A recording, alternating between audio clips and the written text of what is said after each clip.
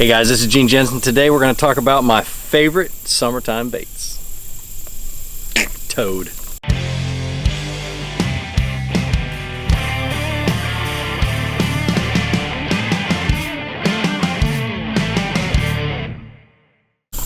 Alright, so my favorite summertime baits. I know a lot of guys say, you know, your 5 favorite baits or whatever. I'm just going to go through a short list of the baits that I seem to always have tied on in the summertime, starting early in the morning all the way until the mid-afternoon. The first one, early in the morning, is going to be some type of a topwater bait.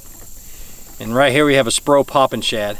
And I love a hollow body frog like this. I love a whopper plopper. I love a bunch of different things, but it's always going to be some type of a topwater bait. First thing in the morning, right when the sun starts to break out, all the way up until when the light gets onto the water, I'll be throwing some type of a topwater and some type of a moving bait. I'm going to fish it on a 6'5" heavy action rod. This is the Muse Black that I designed for 13 fishing. Real short, but it's excellent for walking frogs and just getting fish out of the heavy cover. It's absolutely amazing.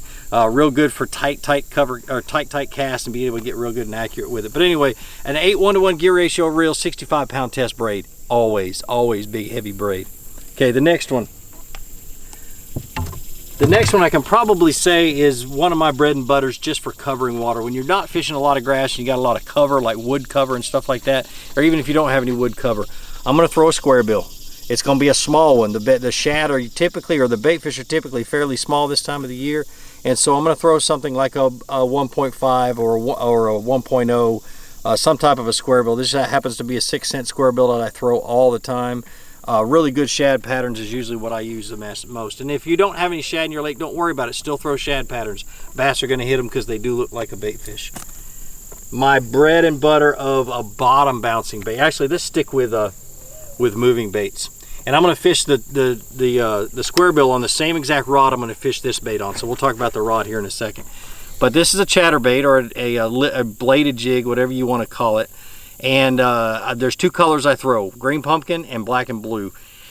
Now, 1/2 ounce, 3/8 ounce are typically what I throw the most. But this is another one of those moving baits. When you've got a lot of grass, this is probably the best moving bait you can fish in the grass.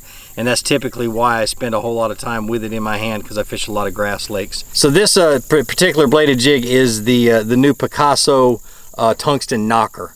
And so it's got a tungsten head. It's pretty cool. I'm trying it out for today. They're brand new on the market. Literally, I don't even think they're on the market yet, but it's pretty close. But I'm just trying them out. I fish it on 15 to 20 pound test fluorocarbon line. Same thing with a square bill, 15 to 20, typically 15. And then a 7-foot or 6-foot 10-inch moderate action rod or a 7-foot moderate action rod is an excellent rod for it. Got enough backbone to be able to set the hook real hard, be able to get them out of the cover. 7:3 gear ratio reel, just a great combo for anything like a square bill, a chatterbait, or even a spinnerbait, which is the next one. Notice there's a lot of search baits. Bass tend to scatter early in the morning and work along the banks and stuff like that, so a search bait is always typically really good.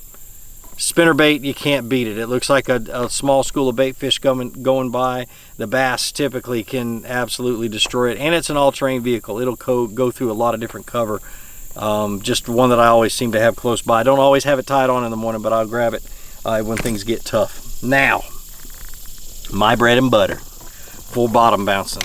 When the bass get deep, they get on that offshore cover, those points and those humps.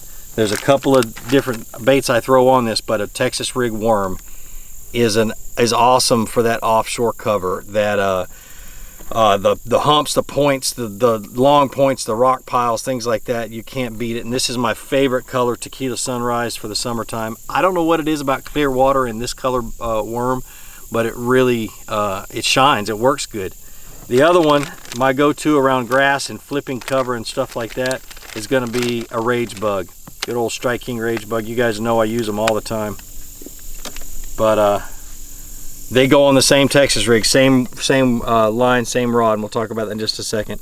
But rage bugs are just something I go through a ton of them every year. No matter what I'm doing, if I'm flipping cover, if I'm Texas rigging and offshore, if I'm hopping stuff, that rage bug is just absolutely incredible, at least for me. And no, I'm not sponsored by any of these companies. So The rod I'm going to be using a Texas rig on is going to be a medium heavy rod. This is a 7/6 medium heavy. I like a long one. You make long casts. You can set the hook real good. I'm going to fish it with a extra wide gap grip pin hook from Mustad. The tungsten weight, usually 3 ounce or a half, or 3/8 ounce or a half ounce. I peg it when I'm fishing heavy cover and grass, and I don't peg it when I'm just fishing bottom. You know, when I'm fishing offshore structure that doesn't have a whole lot of cover. Gear ratio is 8:1 to 1 gear ratio reel. This is an Inception. You guys, a lot of people ask about whether they can handle big heavy baits or big heavy line or big heavy fish, and they do just fine. Caught that big one on this just this morning. So, but just a fun little setup. This is, I'll hop it around. Like I said, flip it into cover.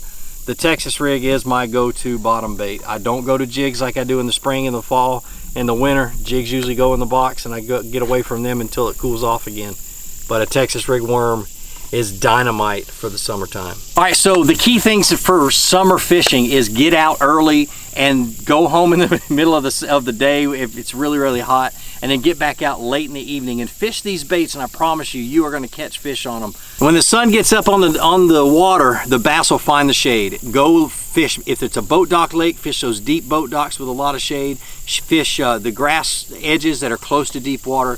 Get close to deep water and fish 8, 10, 12 feet deep. Look for humps, look for points. That's how you fish summertime.